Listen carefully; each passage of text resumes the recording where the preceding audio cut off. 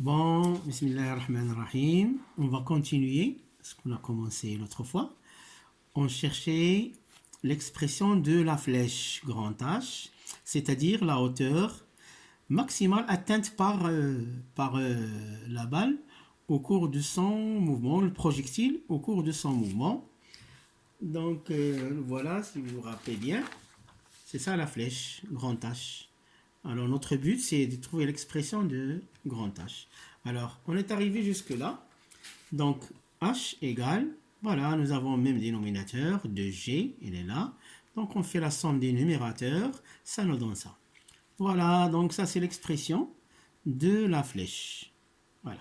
Alors pour illustrer tout ça, on va faire un exercice. Alors, voilà, l'exercice, il est là. Là, c'est un exercice qui parle de volleyball. D'accord? Voilà, étude du mouvement du centre d'inertie d'une balle. Au cours d'un match de volleyball, un élève a filmé la vidéo du mouvement de la balle à partir de l'instant de l'émission. Alors l'émission, il est ici, voilà, au point A. D'accord? Donc l'émission, il se fait au point A avec une vitesse V0 inclinée d'un angle alpha. Là, bien sûr, nous avons l'axe X, l'axe Y, ça c'est le sol, d'accord? Et là, le filet, il a une hauteur grand H de 2,5 mètres, d'accord? Voilà, ici c'est H, c'est le point d'émission sur le point A, il est à une hauteur petit h qui vaut combien? 2,5 mètres. Pardon, 2,6 mètres. Voilà. Là, la distance D, du côté de joueur qui va faire le service jusqu'au filet, c'est petit d. Et la distance grand D, elle est là, c'est la distance de l'adversaire. Alors, les deux distances sont égales, c'est 9 mètres. C'est bien. Voilà. Oui, alors on veut étudier le mouvement de la balle dont le repère OXY lié à la Terre est considéré comme galiléen. L'origine de temps et le prix égale ici. L'instant t égale à 0, c'est ici, c'est au point A. Le début de l'émission de la balle. Voilà. Alors, qu'est-ce qu'il y a d'autre à dire? Oui, on a dit V0, il est incliné d'un angle alpha. Oui. Alors, qu'est-ce qu'il y a d'autre? Oui. Les courbes représentant les variations des coordonnées de vecteur vitesse sont ici. Après traitement du film photographié par un programme approprié, on a obtenu les deux courbes suivantes. Les voilà.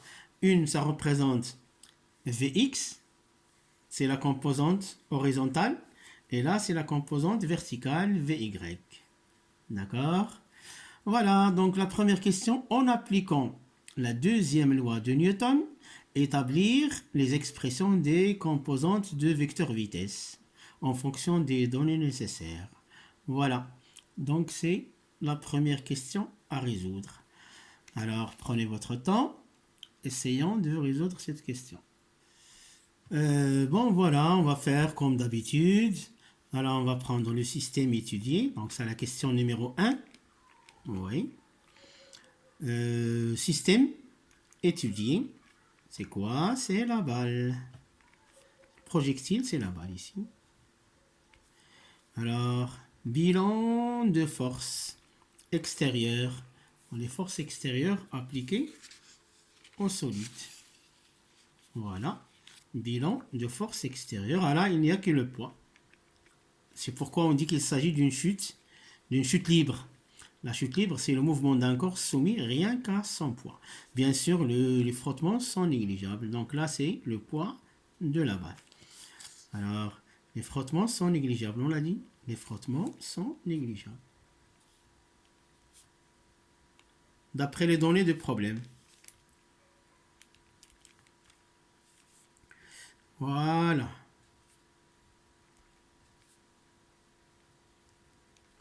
C'est bon. Donc on peut représenter la trajectoire comme ça, si vous voulez. Oui. Voilà. Comme ça.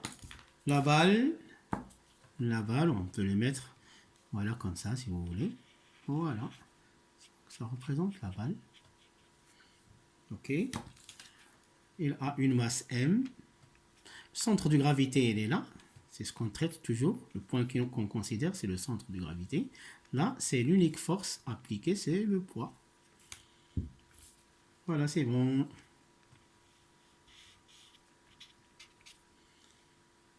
C'est le poids, le vecteur P. Ensuite, qu'est-ce qu'on va faire? Bilan de force. Ensuite, qu'est-ce qu'on va faire?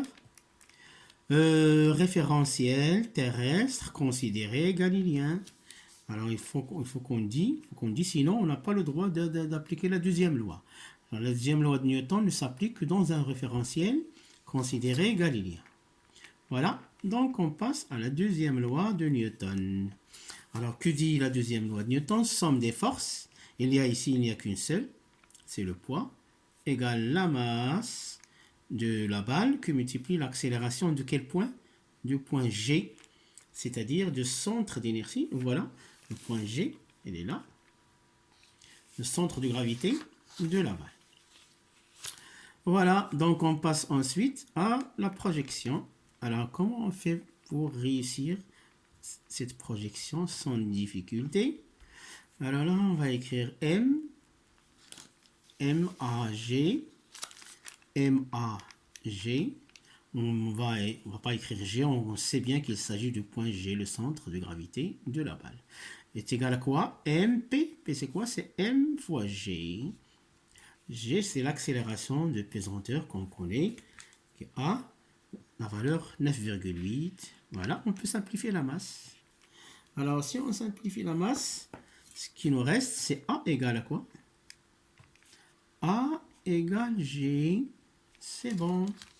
Voilà, ici on prend la primitive de ce terme-là. Ça va nous faire V. C'est la vitesse à l'instant T. Ah, la primitive d'une constante, ça c'est une constante. Même si il s'agit d'un vecteur, c'est comme les scalaires.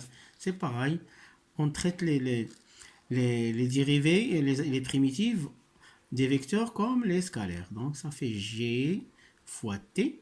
Et plus une constante, ben, cette constante n'est rien d'autre que la vitesse à l'instant t égale 0. Ça se voit, si on remplace, si on donne à t la valeur 0, on trouve v égale à v0. Donc c'est bon. Encore, on peut s'arrêter là pour cet exercice. On peut s'arrêter juste ici. Comme on peut aussi ajouter l'expression de vecteur position à l'instant t. Mais pour l'exercice, on se contente de cette expression. Voilà. 1 demi G T carré plus V0T plus une constante là aussi. Alors cette constante, ça va être quoi? Homogène à quoi? À une vecteur position. Donc là, c'est le vecteur position. Mais à quel instant? À l'instant t égale 0. Vu si on donne à t 0, là et ici, qu'est-ce qu'on va trouver? Cette constante, mais rien d'autre que l'expression de quoi? De vecteur position à l'instant t égale 0. Voilà. Donc, ça, avec ces relations, on peut répondre aux questions qui nous intéressent. Voilà, maintenant, on va prendre juste cette expression pour la question numéro 1. Bon, la question numéro 1, je reviens ici, c'est trouver les expressions de Vx et de Vy en fonction de temps. Voilà. Alors, qu'est-ce qu'on va faire? On va revenir donc à la relation qu'on a trouvée tout à l'heure. C'était quoi? Oui, V égale, vecteur. V égale, on a dit, G fois T plus V0. D'accord? Alors, c'est quoi le vecteur V0? Le vecteur V0, pour le trouver, on peut revenir ici. Donc voilà le vecteur V0. Il est incliné d'un angle alpha par rapport à l'horizontale. Voilà, ça c'est l'angle alpha. D'accord? Alors, sa projection sur l'axe des X, c'est ça. Voilà. Donc ça c'est quoi? C'est V0X. Et sa projection sur l'axe des Y, ben c'est ça. Voilà. Donc c'est V0Y. Alors dans ce triangle-là, on voit bien que V0X n'est rien d'autre que V0 cosinus. Parce que c'est l'angle adjacent à l'angle alpha. Par contre là, c'est l'angle opposé. Ça c'est sinus. Donc là, on peut écrire les composantes du vecteur V0 comme ça. V0 cosinus alpha, V0 sinus alpha. Voilà, c'est bon. Ça, c'est le point de départ, c'est le point M0 si vous voulez. C'est le point A dans cet exercice. D'accord? Donc là, au M0, c'est quoi? L'instant t égale à 0, c'est ici, on l'a dit tout à l'heure. Donc là, M0, pour x, c'est 0. Et pour y, c'est h. Vous vous rappelez? Donc, voilà, ce sont les données initiales dont on aura besoin. Et bien sûr, pour le vecteur accélération g, c'est toujours dirigé vers le bas. C'est le vecteur champ de pesanteur. Il est uniforme. Il est toujours dirigé vers le bas. Il est perpendiculaire à l'axe des x. Donc, ça va faire quoi? Pour le g, sa projection sur l'axe des x, il est perpendiculaire à l'axe des x. Donc, sa projection, c'est 0. Ok? Et sa projection sur l'axe des Y, elle lui est parallèle. Donc c'est elle-même, sauf qu'il a un signe moins, parce qu'il est dirigé vers le bas, alors que l'axe des Y, lui, est dirigé vers le haut. Donc ça va faire 0 moins G. C'est bon. Voilà. Donc ce sont les données initiales. On en aura besoin. Alors, ok. Voilà, on va revenir ici. Donc qu'est-ce qu'on va faire? Vous vous rappelez, on va faire comme l'autre fois. Alors, qu'est-ce qu'on va faire? Au-dessus de chaque vecteur, vous vous rappelez ce qu'on fait? Au-dessus de chaque vecteur, on ouvre des parenthèses. Voilà, c'est comme ça, vous ne serez pas égaré entre les constantes, etc. Donc là, voilà, c'est bien. Voilà, et voilà. Vous voyez bien ce que j'ai fait là? Au-dessus de chaque vecteur, j'ai ouvert des parenthèses. Voilà les parenthèses. T, c'est un scalaire, donc on va le mettre ici, il n'y a pas de parenthèse. V0, c'est un vecteur, aussi des parenthèses, voilà.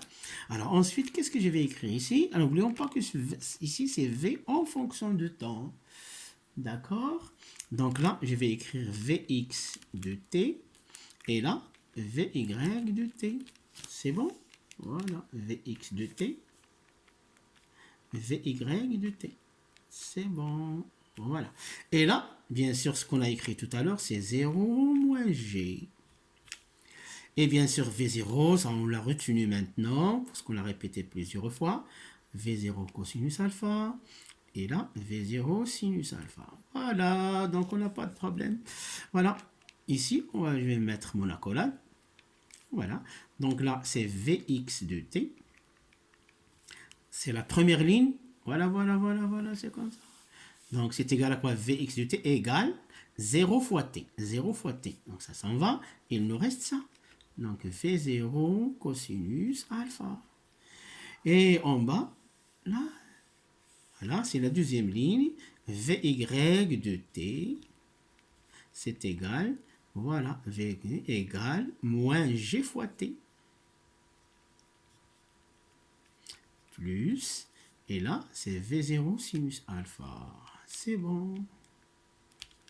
Ok, c'est bien. Voilà, donc on a répondu à la première question.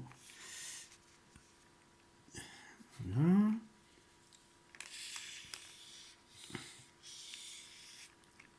Ok. Voilà. Donc on va passer à la question suivante.